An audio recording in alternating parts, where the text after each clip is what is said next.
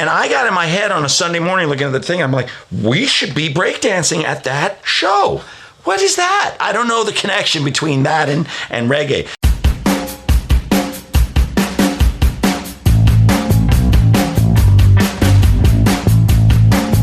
All right, Eric. Woo! Welcome to Sparkplug. Hey, thanks for having me, Billy. Thank you, Eric. Okay, so tell me, where are you from? Where'd you start? Well, first of all, I want your viewers, to know how I am honored to be here by you. Anything you are involved with is done amazing. Your music, your photography, your magazine, Sparkplug. You did some work with Flipside. I'm interviewing you now. But your quality of your work, your flyers, your posters, everything you put your hands on, I really appreciate. And, thank you. And that check will be in the mail next week. So well, that's the truth. Yeah. So tell me about yourself, man. Where'd you grow up? I grew up kind of all over, but mostly on the West Side. A little bit in New York, and I went to a lot of different schools. Moved around a lot. Ended up the high school is kind of where everybody puts their where you from thing, or Santa Monica High. So nice. Dogtown. Well, we were skate rats. Skating every day at all the Reseda skate park, Marina Del Rey skate park, Pipeline, all that stuff. And punk rock, I feel fortunate that I was at a certain time where music just shifted, from that 70s to 80s to new wave, then punk rock. And to be honest, I feel even more fortunate to be from Southern California, where as we all know, man, it was just a hotbed for great shift in music. My buddy Taz was confronting me. I came to the school in the middle of the school year, confronted me. You're the guy at the skate park, and then he got these tapes that would go around of like F Word, Vicious Circle, Black Flag. All the early SoCal. And so we would just make copies of the cassettes and pass them around. These things were like, 20 generations. We would be on the phone with each other playing the songs. Listen to this, listen to this. Dial-up phones? Or dial-in phones? No, God. It's probably somewhere right in between. But, the Sex Pistols came out. Devo blew the lid off of, like, whoa, what's this? And then, Southern California. I was lucky enough to get to go to some of these clubs, like tell my mom I'm sleeping over at Tom's house, and we're down at the Fleetwood in Hermosa Beach, Redondo Beach, and seeing bands like Middle Class and Fear, Black Flag, The Germs. It was incredible. Yeah, well, he was actually one of the original members, and then he left to go into Hollywood and do that whole career move of the lifestyle is what I meant. And he played in a band called the Atoms, but I decided I couldn't play an instrument, so by default I'm the lead singer. Right. So I arranged, being a freshman in high school, I found Mark Conway, who I've heard played kind of heavy metal Black Sabbath, but he was a punk rocker, head shaved, all that. So I love that idea because I wasn't that far away from rock and roll. And so I got Mark Conway, I got Donnie Brooke, who came in from the Necros out of Ohio, the bass player. Right. And Donnie brought this whole Midwest way of writing songs. Like he could do backup vocals that were like somewhat harmony. I mean, they were to me. And he'd play the bass like going the other way when the guitars are going the other way. So he brought a certain amount of sophistication, if that's a word we could use back then. And then that became Symbol 6. We were actually called Gaudy Trash, and we were playing in a garage in Santa Monica at Mark's house, and the kids, everybody would crash there after school. And we just started writing songs. I had to do this. I mean, I saw the Adolescents and Tony and Steve and all those, the Agnews, and it was like, you can imagine, it's like, I got to do this. I got to do this. And I think I can do this, Right. which was cool because before that, I was listening to Led Zeppelin, and there was no possible way I could do that. Whole different thing. No, and I had impossible. Yeah, Phil was the tough catch because he was really into Rush, and this comes out a day after Neil Peart's passing. I swear, I couldn't stand Rush, and I hate. Sorry, you guys, but I'm not a Rush fan, and I'm telling him you gotta play in my band. And he was the best drummer in the neighborhood, by far. And he was like, no, that stuff's terrible. He didn't see the importance of it and the energy of it. So I got him to go to the Starwood to see the Weirdos.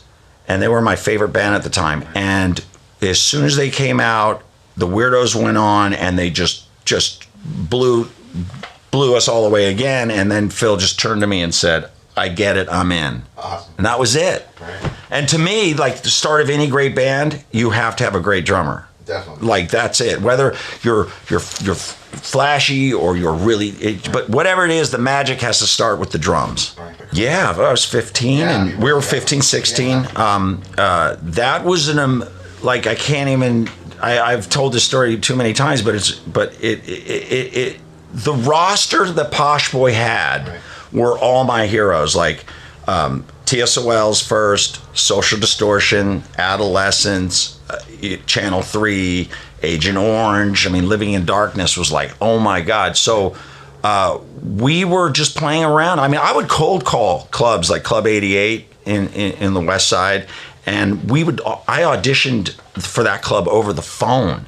And the owner, I think he just thought we were just stupid enough and funny enough to invite it. Anyway, so we just started playing a little bit of clubs here and there, and then mostly they were the underground clubs or the warehouse spaces. Right. And somehow the word got around. Michelle was working for Flipside, and he used to ask her, "Who's the band you're hearing?" And she said, "You got to check out this band, Symbol 6." Next thing I know, we're playing a show with it was Social Distortion and Bad Religion. Wow. It was a really cool show, and I see this big, tall, 6'8" guy 6'7" guy walk in, and it's Ed Culver, and we all knew Ed Culver. Right. And I said to the guys, "He's pointing his camera at us. Right. That means something." Right. So it all happened like bam, bam, bam. Like the next thing I know, Posh Boy comes over and he asks us to play all the songs we know, and he's writing stuff down. And he says, "Okay, let's go in the studio," and no promises. And we recorded, and then Ed was involved with the photos, and I was like, "Man, this is I didn't even see the possibility of that. Like I remember my mom saying, well, to my stepdad at the time, like, what if they go on tour? And he laughed like, "Oh, that's impossible," And I think the first band I ever heard that went on a tour was Black Flag in a van. Yeah, in a van, right. And by the way, that van, I remember that van. When it pulled up to gigs, it scared you. Yeah. Like there was something about it. Maybe it was who was in it, Right. No. We self-destructed way before that. So we get the record out, and we are being played on K-Rock on Rodney's show, which in itself was, imagine that we're Friday, Saturday nights, Sunday nights. We're going to shows, and we're listening to Fear and the Dead Kennedys and the Clash or whatever, and then boom, Symbol 6 comes on, and we start getting a lot of airplay, and it was like, there were no CDs and no obviously internet radio. This is real radio. Right, this is a real deal back then. And that was like it was just mind blowing to be included with those people. And then Billboard magazine wrote us up, and that was a big deal. Then we all started knowing every answer to every question individually better than the next guy. And then the band just goes boom. implode. 2 years probably. 2 years. Yeah, all said and done. It happened pretty quick. And you know what? I'll be honest with you. It happened in a way that it was like, yeah, of course it happens like this, I guess. Even though I'm blown away all along the way, we're on the same label as Living in Darkness album. Right, you know, right. wow, that's incredible. One thing that did happen is we were in Hollywood, and on a pole was this poster of these 4 dudes, black hair like this, makeup on, blonde guy, big red boots, looked like the New York Dolls to me. And I had never, I was too young to ever see the Dolls, but I loved the New York Dolls. So I'm looking at this band, I'm like, who the fuck are these guys?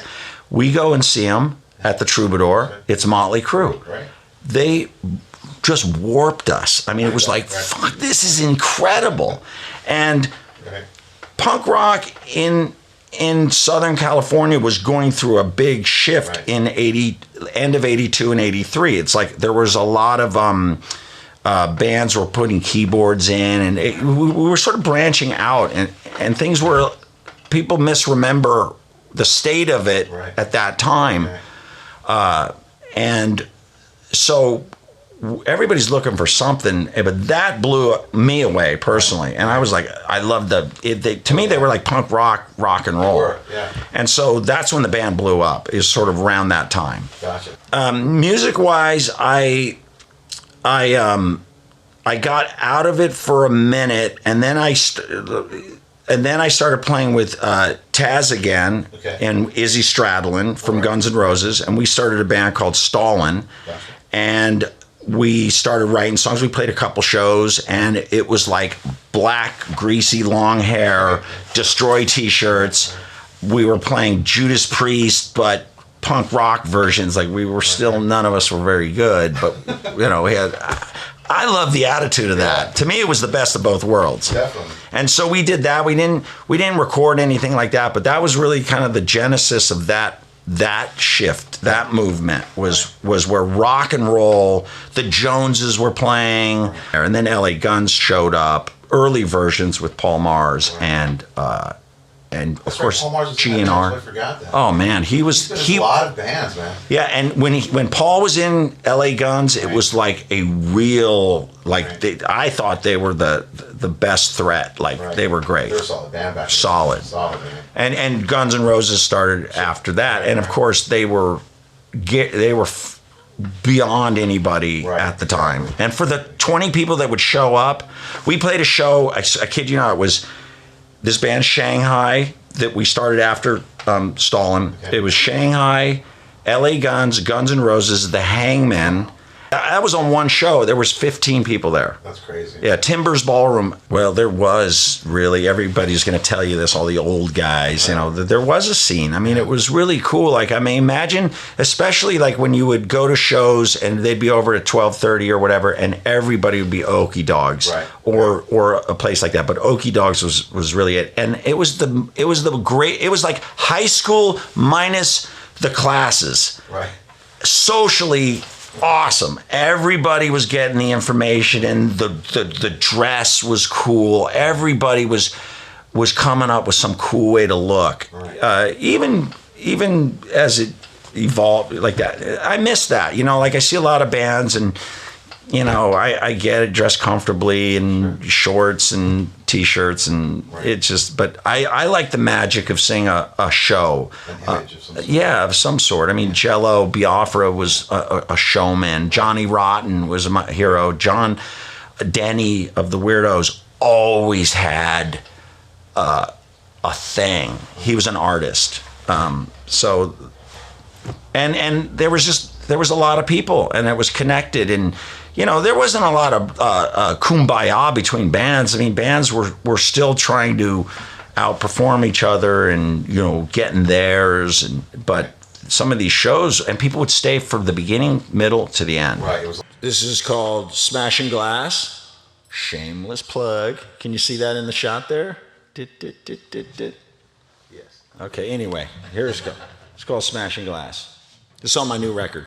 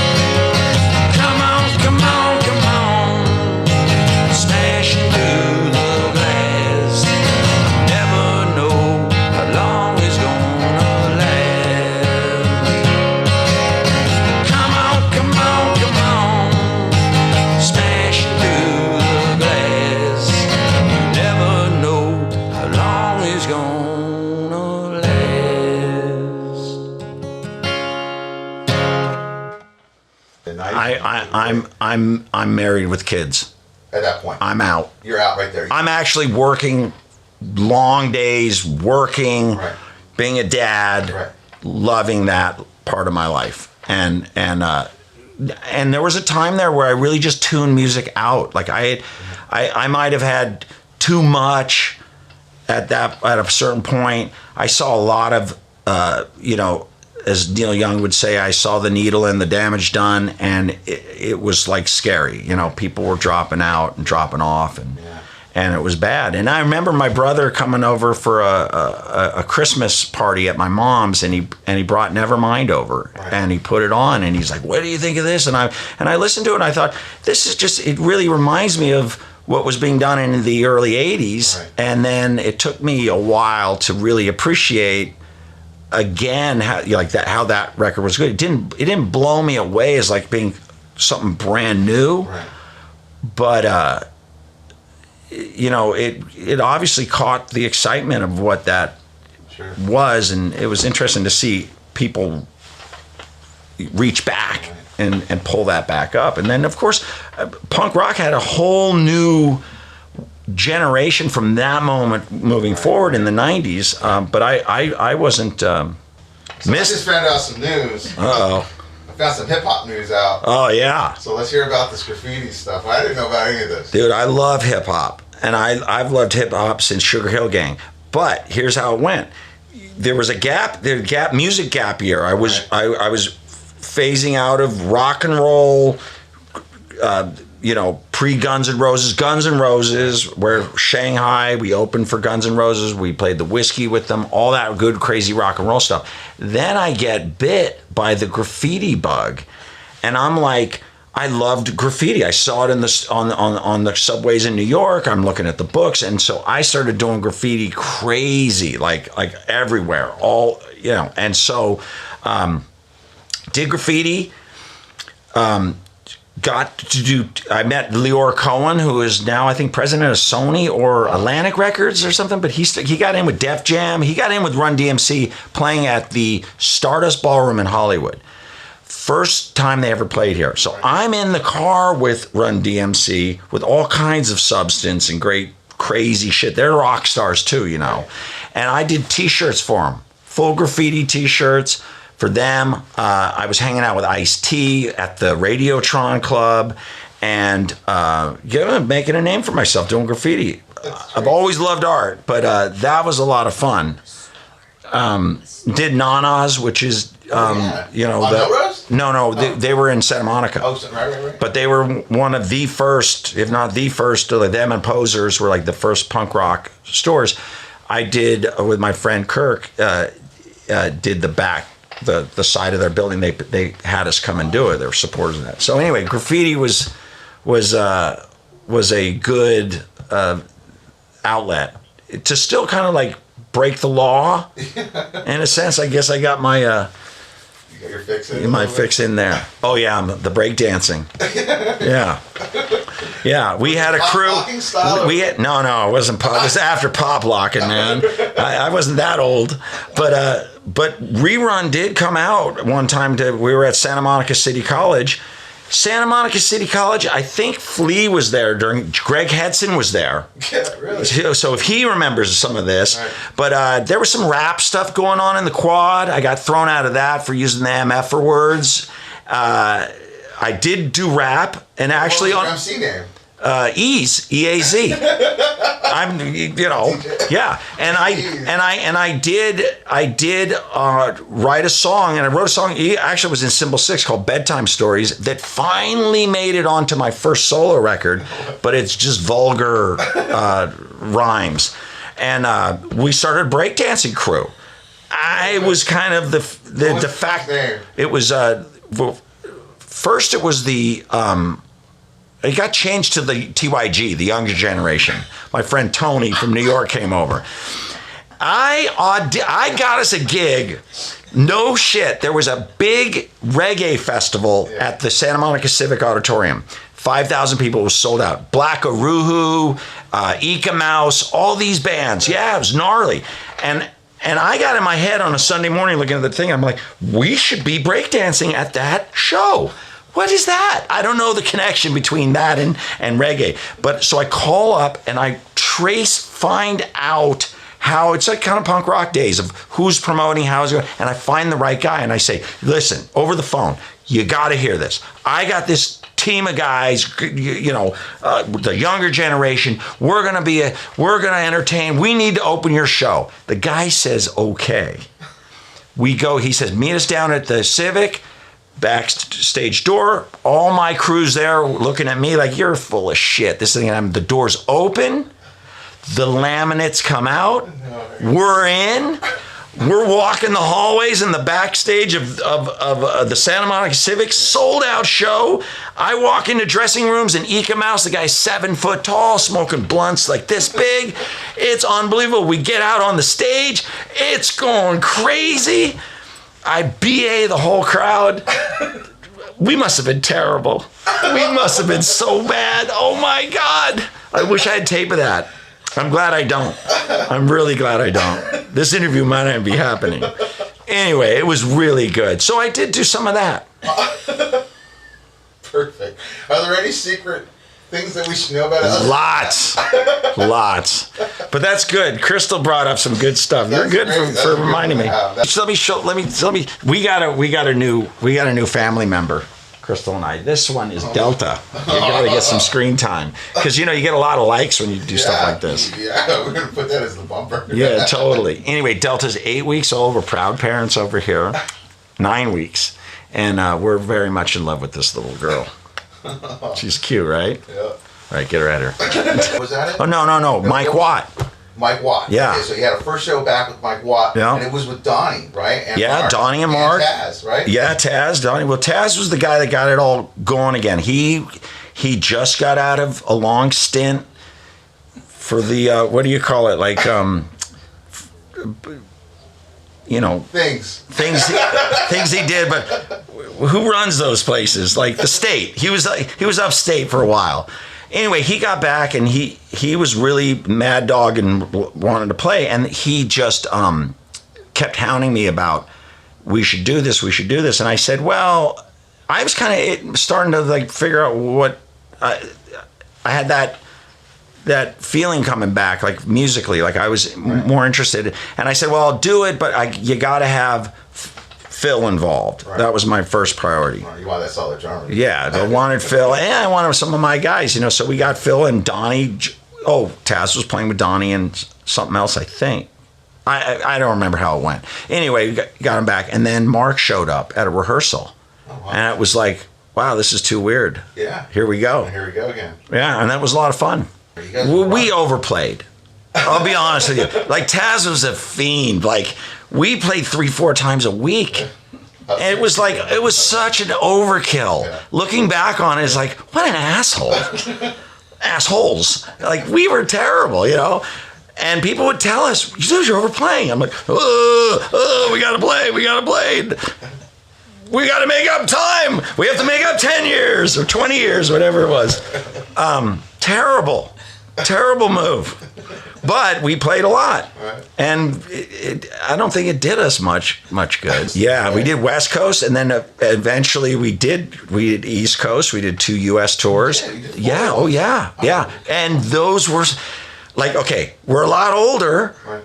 And we're living in the shitty conditions we should have done in our 20s, but we're not in our 20s anymore. Yeah. So, but those are the best things. I mean, some of the guys at the time were grumbling about this, and I swear to God, I said, this will be indelible forever, because I just loved it. In a van with your boys, getting to play music every single day and night, and making fun of everybody in the van. And our roadie Jerry was with us, and he just was the fifth member that just, What was your most memorable show on those tours? Boston, I would say, was really just packed, and the crowd just, it was one of those nights, just a lot of Symbol 6 fans there. Yeah. Of course, we were selling our latest Symbol 6 album that somebody printed with no music on it. And we got calls from all over the country saying, the CD looks great, but there's no music. my God. Yeah, it's so Spinal Tap, man. Oh my God. But not in a cool way. Fuck, that's lame. And so then Who does that? 5 years ago? Was it? Maybe six? Yeah, it was more like 6 years ago. So yeah, I started writing songs I didn't start writing songs. I felt a pull to write more reflective things that I A, didn't think the band would be interested in, and B, I also wasn't feeling capable enough to really play with those guys in a band, just technically speaking. So I just started slowly writing songs that were, like I said, like more reflective, and songs about love and what's in my heart. Yeah, no, I've recorded all 3 of my records there, and he's been a really good partner in that. Right. Yeah. And who were the players on some of the records? It was just you, or did you have some? Well, the first one was just me, and because I just wanted to do. I didn't want it to be like, well, Eric got padded with a bunch of people like that, and also like I said, my writing skill wasn't quite there. And then the second one, I had John Montgomery on there, great, man. and I had keyboards and a little bit of piano and stuff like that. And then it just sort of has been evolving from there. Right. And so now you guys also recorded something at the Elvis studio. Did I see that or something? Yeah, right? Sun Studios. Sun Studio? Yeah, my love of my life, Crystal, who's right here with me. We did this amazing trip from Memphis. And by the way, Crystal is my muse. Like she is the reason I write the songs I write, and that's the cold facts of the matter. And it didn't matter to me what anybody else thought of these. These were like, when I got down to it, I was going to write what I felt and what I was feeling and what was happening to me. Very different. And so anyway, we started in Memphis and we went through down the Mississippi all the way to New Orleans.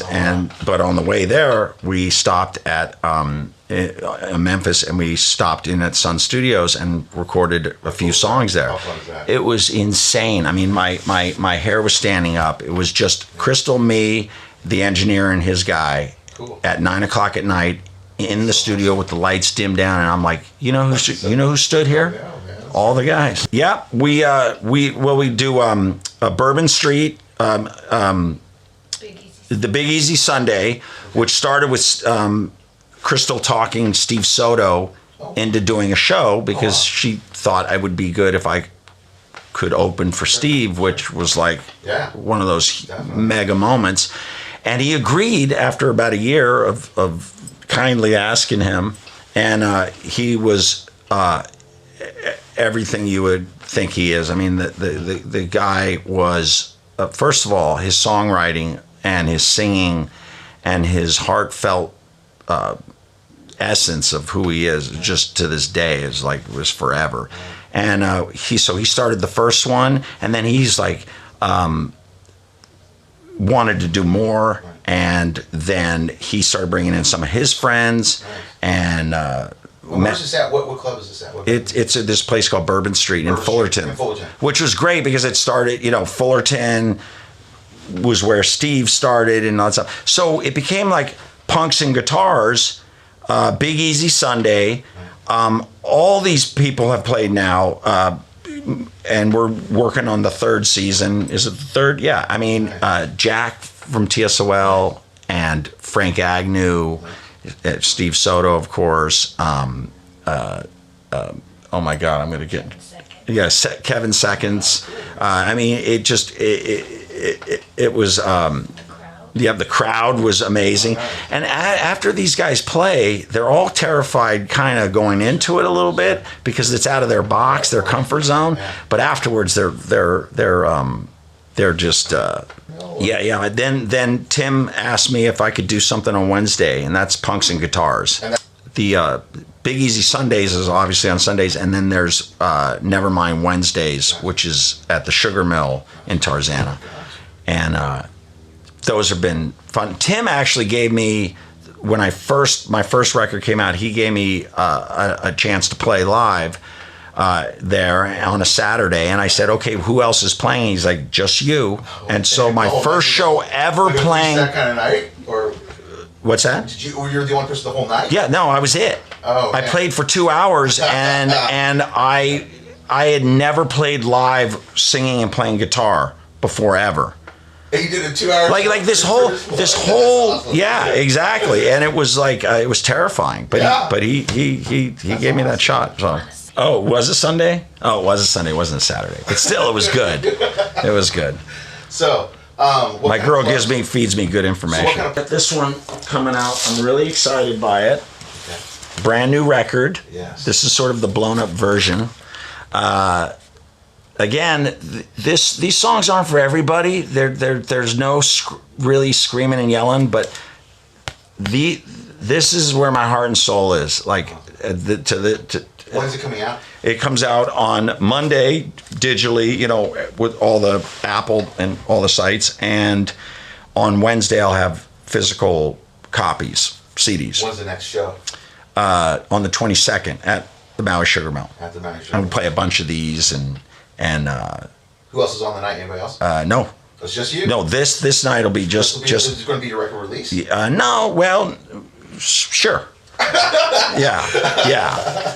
Awesome. It'll be good. So, it's a lot of fun, and making records is really a brutal thing because it's, you think you're doing well. I come home, I let my best ears listen to it, and she will put on the headphones and listen to it, all ready to hear it, and then go, "You ruined it. What happened? I don't know what you did, but you ruined it. So fix it." And then you listen again, you're like, "Oh God." And it's just, taffy pulling it back. It's just awful. That's songwriting, man. It is. One day you think you're John Lennon, and most days you know you're not. So Beverlywood, take 43.